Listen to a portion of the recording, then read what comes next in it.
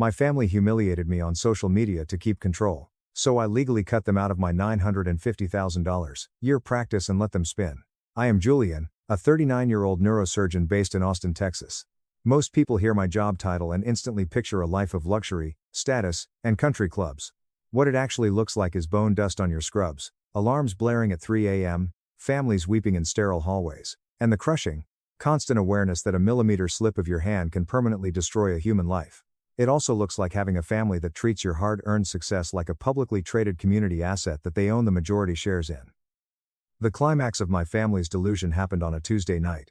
The next morning, their accountant would call me in a panic, but that night, my dad chose a family dinner for his grand performance. Not a restaurant where people could see him, and not an office where a lawyer could mediate. He chose his massive, heavy mahogany dining table in his upscale suburban home.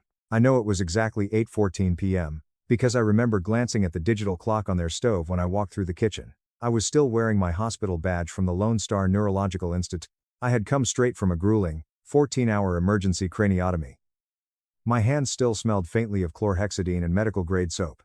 My brain was already fried in that very specific, hollow way it gets after you have literally held someone's life in your hands and forced yourself to keep your breathing steady and your voice calm despite the chaos around you. My younger sister, Chloe, had her phone set up on a little tripod with an LED ring light attached to it. The lens was wiped perfectly clean, and she was positioned like she was about to record a makeup tutorial or a lifestyle vlog.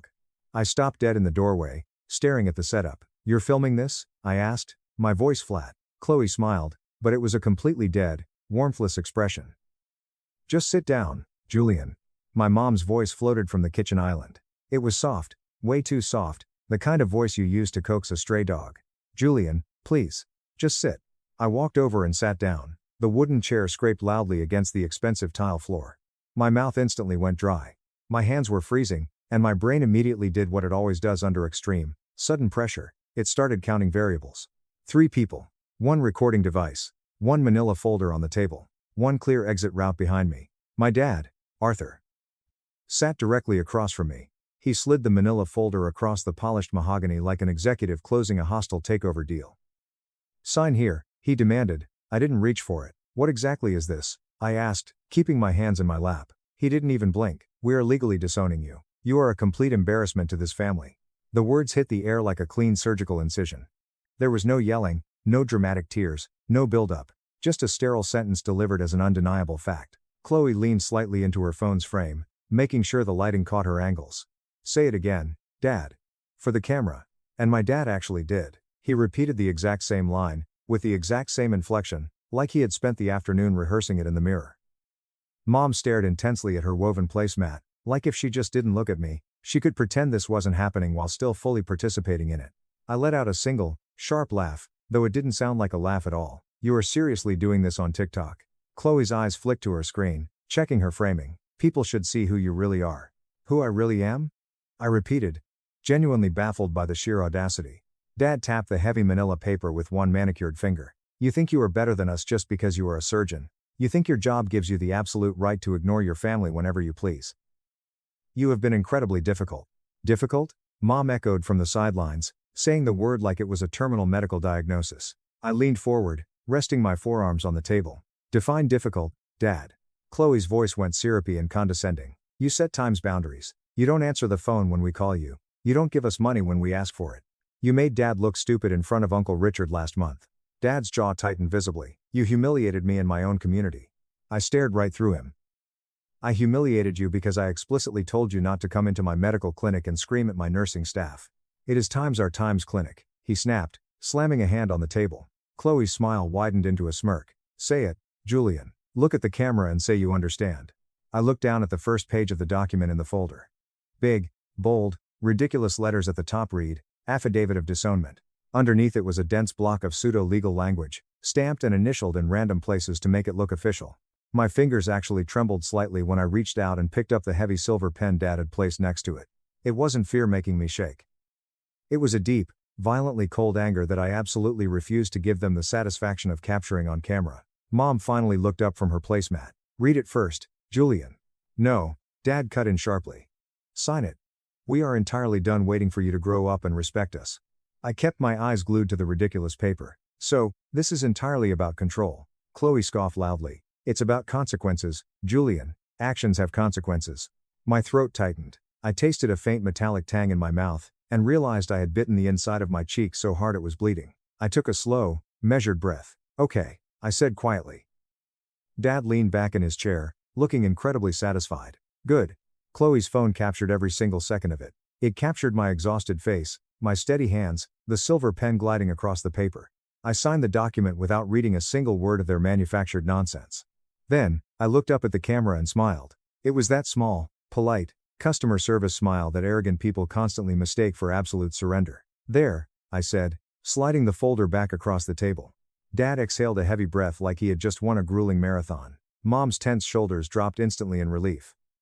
Chloe's eyes lit up with greedy excitement, clearly calculating how many views this viral family betrayal clip was going to rack up. But none of them noticed the most crucial detail. They didn't notice that I had signed more than one document. Because neatly tucked underneath Dad's absurd disownment papers were 2 additional pages I had brought with me. They were clean, professionally printed on high-quality legal paper, already notarized, and explicitly titled, Partnership Redemption and Removal, Lone Star Neurological Institute. Effective immediately, I stood up slowly, grabbing my keys.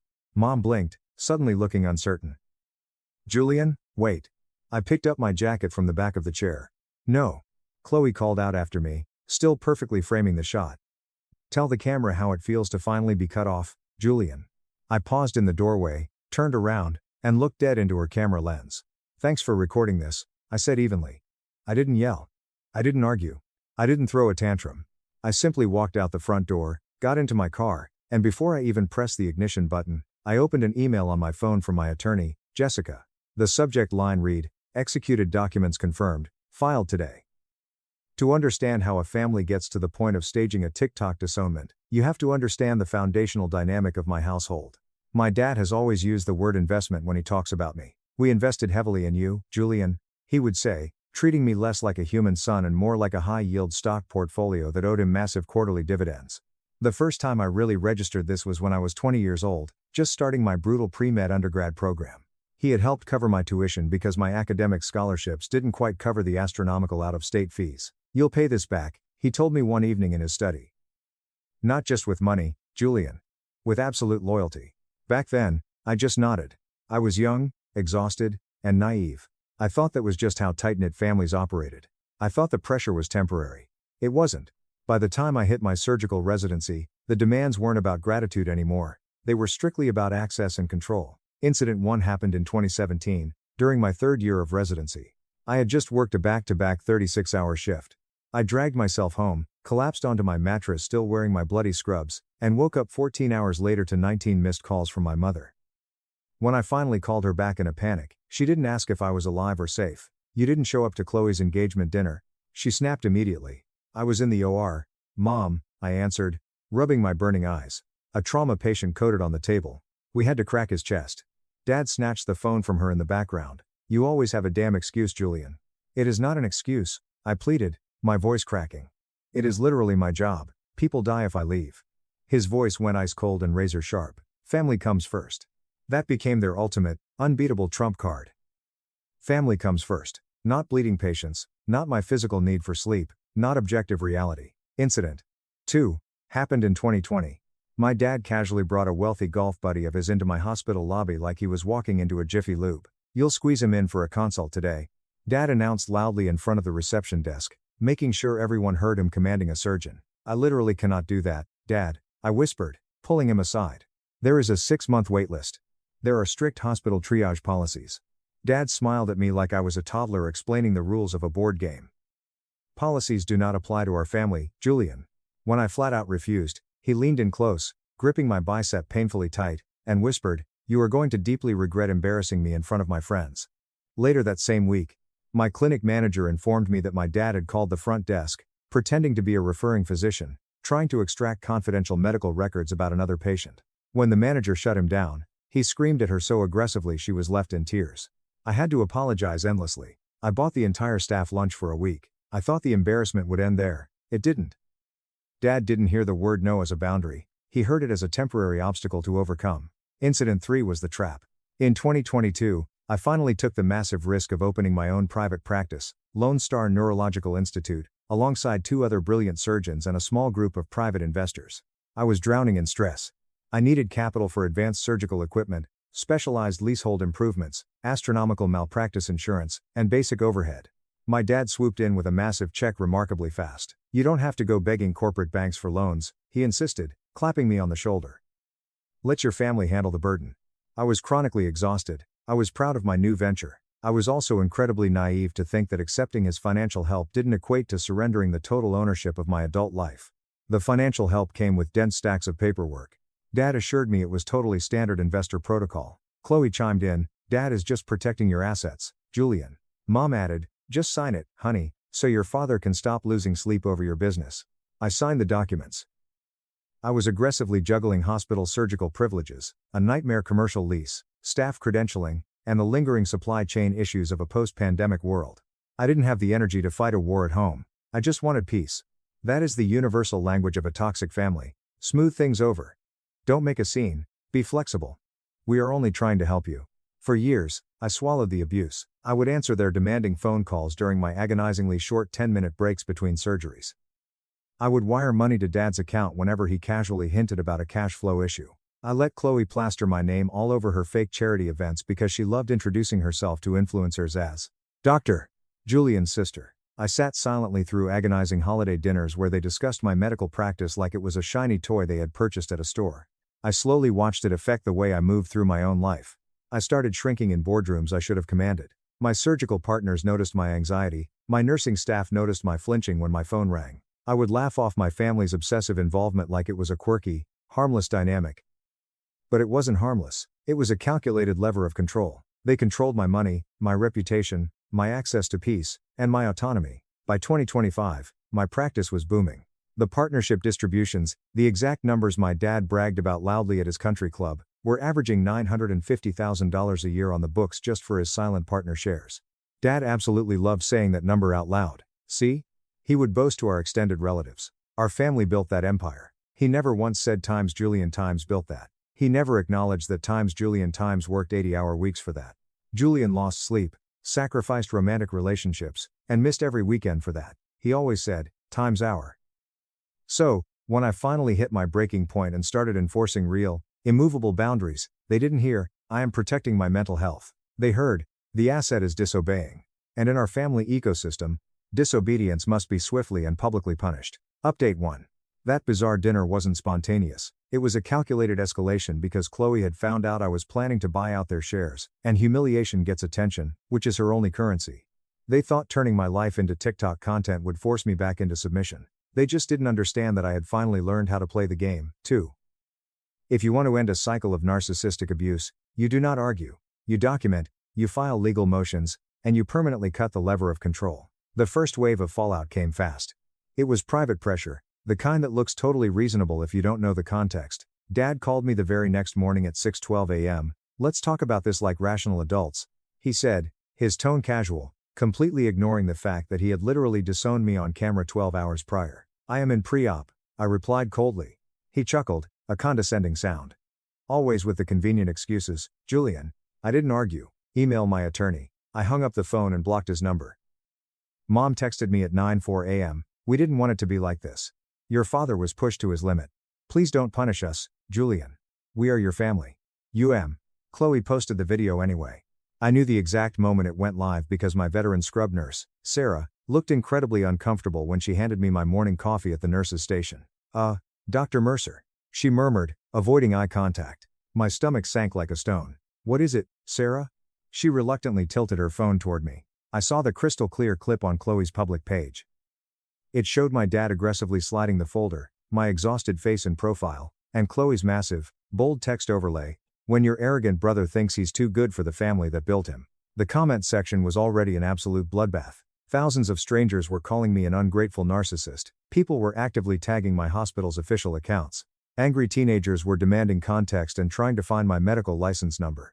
My hands went completely numb for a fraction of a second. It wasn't panic, it was just that same cold, clinical anger returning. I took a breath, pulled out my phone, and methodically screenshot everything. I captured the caption, the exact timestamp, the view count, the comments mentioning my specific employer, and a highly upvoted comment where someone wrote, Report this sociopath to the Texas Medical Board.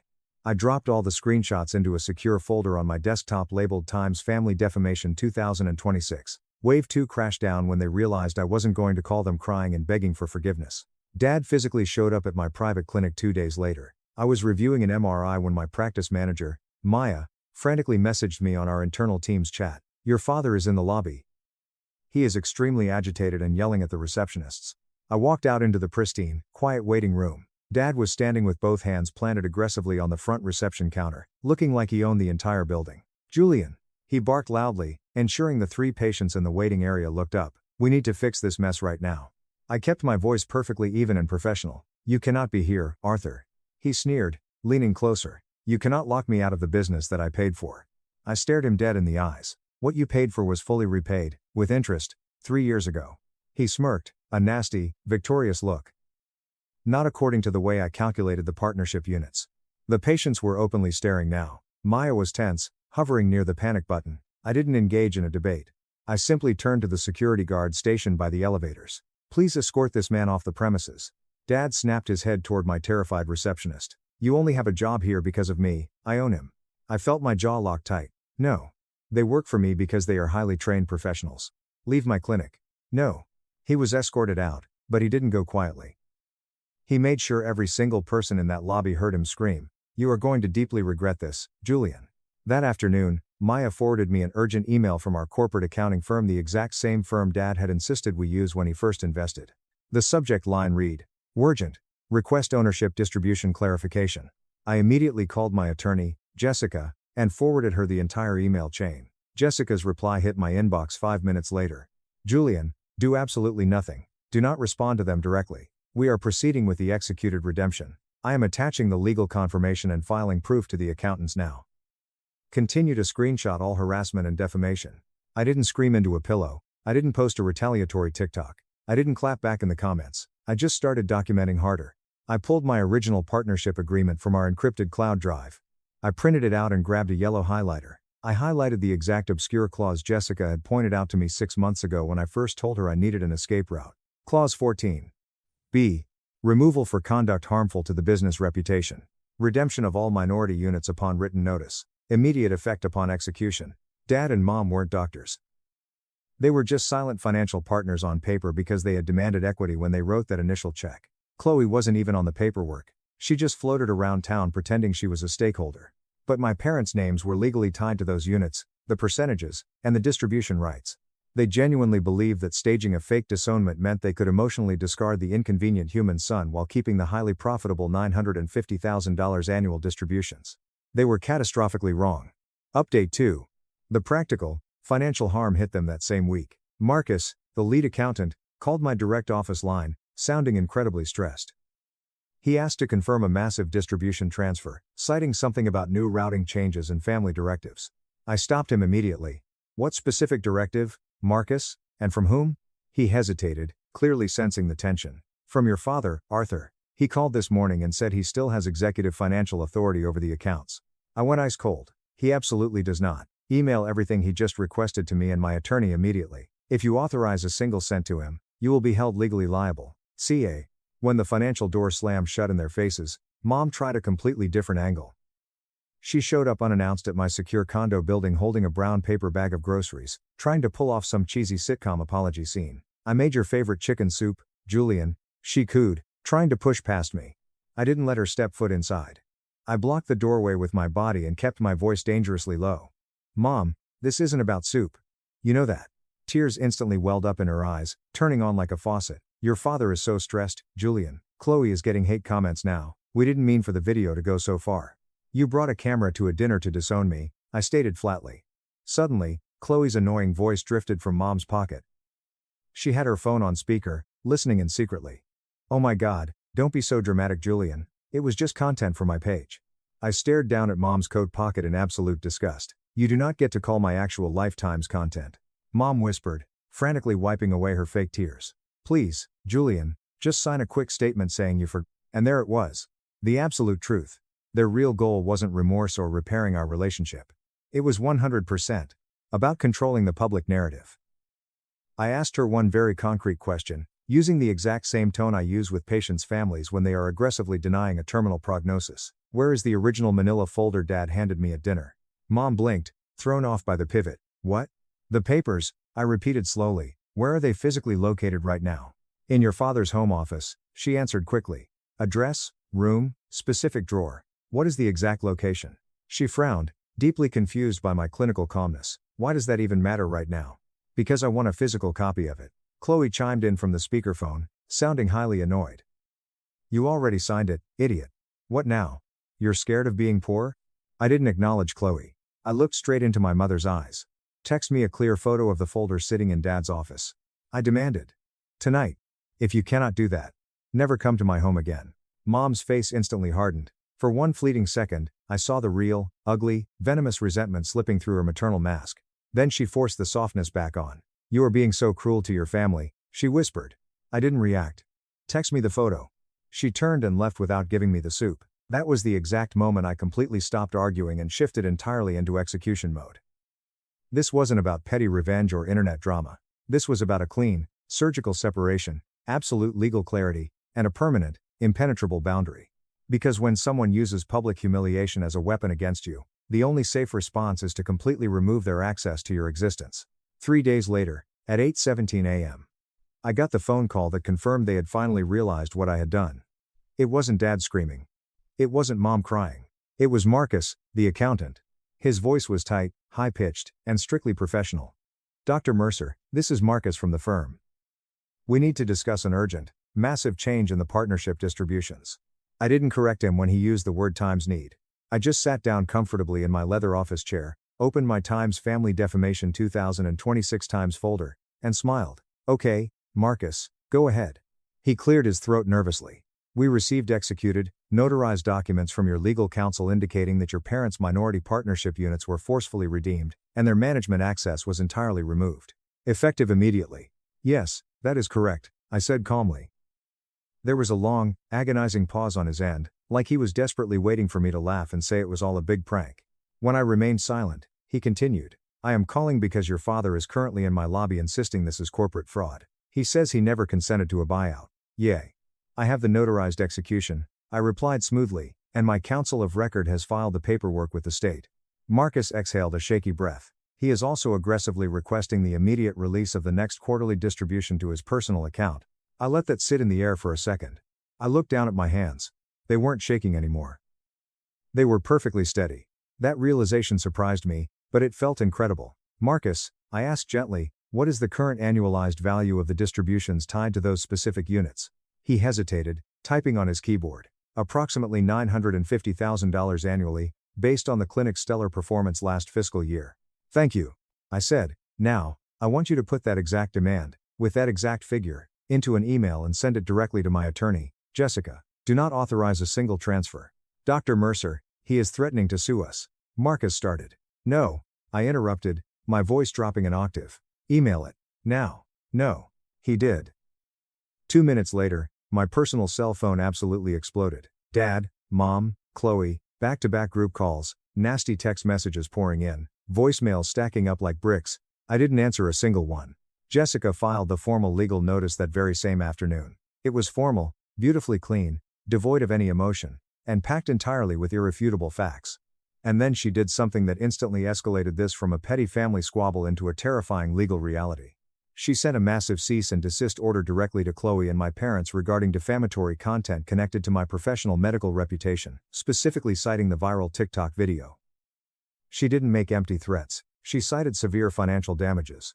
She included the date posted, the exact defamatory captions, the tagged medical entities, the calculated harm to my practice, and a strict legal demand to immediately remove the video and preserve the original files as evidence for a massive civil lawsuit.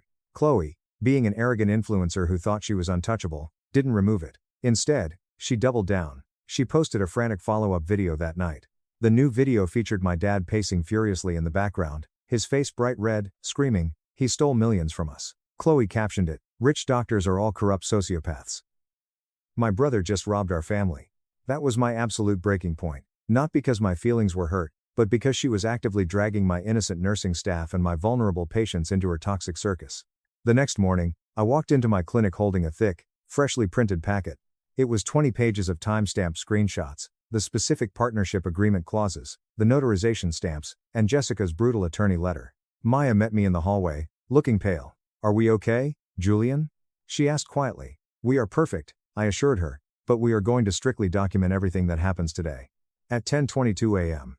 Dad showed up again. But this time, he brought Mom and Chloe was actively live streaming on her phone. Our security guard immediately physically blocked them at the sliding glass doors. Dad shouted at the top of his lungs, "Tell this rent-a-cop to let me into my own damn building." I stepped out into the lobby where the waiting patients could clearly see me, but I intentionally stayed safely behind the heavy reception desk. I didn't give them physical proximity. I didn't give Chloe a clean, dramatic camera angle. Dad pointed a shaking finger at my front desk staff. "This is my business, I own you." I delivered one single, practice sentence. It was calm, crystal clear, and loud enough for every witness in the room to hear. "It isn't yours." Chloe tilted her phone over the security guard's shoulder. "Tell everyone on live how you legally stole $950,000 a year from your own elderly parents, Julian." I looked directly at her lens and answered like I was testifying under oath in a courtroom. "I legally redeemed the minority partnership units under the strict terms of our signed agreement," I stated, "through my legal counsel, effective immediately." Dad's face twisted into pure, unadulterated rage. "You cannot do this to us. We are your family." Mom started wailing loud, dramatic, theatrical sobs that echoed off the clinic walls. "We are your parents, Julian. How could you?" I didn't flinch. I didn't move a single muscle. The security guard placed a hand on his radio. "Sir, ma'am, you need to leave the premises immediately." Dad violently slammed his open palm against the glass partition. "Call the damn police, then, let them sort out this theft." Maya looked at me, her hand hovering over the phone, waiting for my final authorization. I nodded once. "Call them." Chloe's eyes went completely wide. She lowered her phone slightly. She hadn't expected that. She wanted a screaming match. She wanted me to lose my temper so she could play the victim online. She absolutely did not want official police documentation and a legal paper trail. 2 Austin police officers arrived at 10:47 a.m.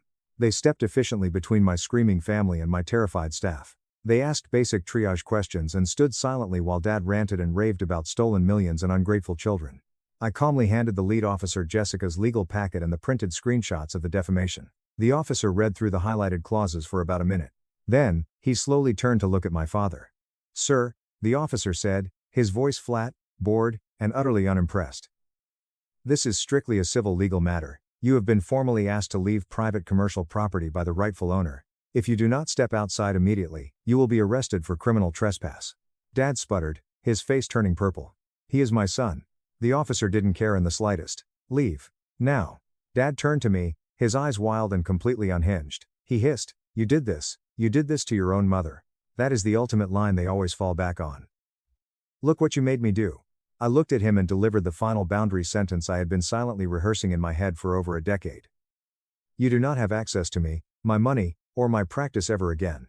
Dad lunged forward half a step, and both police officers instantly grabbed their belts, stepping into his path. Chloe was still filming, but her hands were visibly shaking now. Because for the very first time in her pampered life, her audience wasn't a bunch of gullible TikTok teenagers. Her audience was armed police officers, my professional staff, shocked patients, and an undeniable legal paper trail. They finally backed down and left, but not before the lead officer issued a formal, written criminal trespass warning to all 3 of them and handed me a business card with an official case reference number. I watched them walk out through the glass doors, looking utterly defeated. Then, I turned around, walked back into my private office, and told Maya, "Change every single building access code right now." I spent the rest of the afternoon emailing our corporate bank. I permanently locked down every single financial account where Dad had ever been listed as an emergency contact. I legally revoked all third-party authorizations. Jessica filed the final, irrevocable confirmation of redemption and removal with our internal corporate records. It was irreversible. It was quiet. It was completely done. The profound peace didn't arrive like a cinematic movie moment with swelling music. It arrived like a quiet, boring routine. The next Monday, I walked into my clinic, and nobody looked stressed. Sarah handed me my coffee without hesitation or pity. Maya smiled and said, "0 incidents over the weekend, Julian." Our accountant, Marcus, now only emailed my secure work address and copied Jessica on everything. There were no more erratic family directives, no more surprise site visits, no more screaming matches in the lobby. Everything was in writing. Everything was clean. For the first time in my entire adult life, I didn't feel like I was constantly bracing for a surprise psychological attack wearing the deceptive mask of family help. 2 weeks later, My medical malpractice insurer called me. They weren't alarmed, they were just routinely verifying that there was no active medical board complaint tied to the ridiculous social media posts. Jessica had already handled it flawlessly. She had fully documented the extortion attempt, responded to the board, and preserved the digital evidence. Chloe's defamatory videos quietly disappeared from the internet after her own hired attorney finally got it through her thick skull. What severe defamation and professional tortious interference look like, when the target has ruthless legal counsel and endless receipts. She never apologized to me, she just pivoted her content. She posted a tearful, vague family betrayal storytime video with no specific names or details. People in the comments still guessed it was about me, but without the original clip or the name dropping, it had zero bite, zero proof, and absolutely zero power over my life. Dad tried the absolute last, desperate tactic toxic parents always try when they completely lose their grip on you: financial gifts. A heavy, beautifully wrapped box showed up at my condo lobby's concierge desk with a silk ribbon and a handwritten card. Forgive and forget, family is forever. Inside the box was an incredibly expensive, flashy Rolex watch, the exact kind of watch Dad obsesses over because it screams superficial status. I didn't put it on, I didn't return it to the store. I didn't write him a dramatic speech in response. I simply had Jessica send one single sentence back to him through his attorney. Financial gifts do not restore personal access. Mom tried one last time with a completely different, highly emotional script. She called my personal cell from an unknown blocked number late on a Sunday night. Julian, she whispered into the phone, sounding like we were sharing some deep, intimate secret. Just meet me for coffee. No lawyers. No business talk. Just me and my son. I held the phone to my ear, staring blankly at my living room wall, feeling absolutely nothing but a profound, steady clarity. You brought a camera to a dinner to publicly disown me, Mom? I said. Her breath hitched in the receiver. That was all Chloe's idea, and your father was so angry, I couldn't stop them. No, I replied, my voice unwavering. You were sitting right there. You actively participated. Dead silence on the line. Then, she instantly tried to flip the script and make it entirely about my responsibility to manage their emotions. Your father is physically sick over this, Julian. He isn't sleeping. I am no longer discussing Arthur's feelings, I stated. Then what do you actually want? She demanded, her voice suddenly turning sharp and vicious underneath the fake softness. Do you just want to be alone forever? I almost laughed again, but this time, it would have been a real, genuine laugh. I want my life back, I said, and I hung up. Chloe texted me exactly once, very late at night, from a burner number. You ruined absolutely everything. You could have just played along and signed the paper, and everything would have gone back to normal. I stared at that specific line of text for a very long time because it perfectly explained their entire twisted psychology. They didn't want love. They didn't want a brother or a son. They wanted blind compliance. And I was completely done being the lucrative family asset they could publicly humiliate and cash out whenever they felt like boosting their egos. I blocked the burner number, but I saved the screenshot first. These days, my boundaries look incredibly boring from the outside. There are no surprise family dinners, no quick financial favors, no VIP access to my clinical staff, no backdoor access to my bank accounts, and zero leverage over my professional reputation. If my parents or my sister ever want contact with me, it goes strictly through written legal channels with crystal clear terms and absolutely zero room for emotional manipulation. And the moral of the story is incredibly simple, even if it took me nearly 40 years of my life to finally accept it. Sharing DNA with someone is not a lifetime license for them to abuse and humiliate you. Real love does not require you to sign away your dignity, your peace, or your hard-earned success just to keep a toxic seat at their dinner table. Access to my life is a privilege, not a family right, and I am permanently unavailable for their brand of business. If you enjoyed this story, please hit that subscribe button. It really helps the channel out and allows us to bring you even more awesome stories. Thank you so much for watching.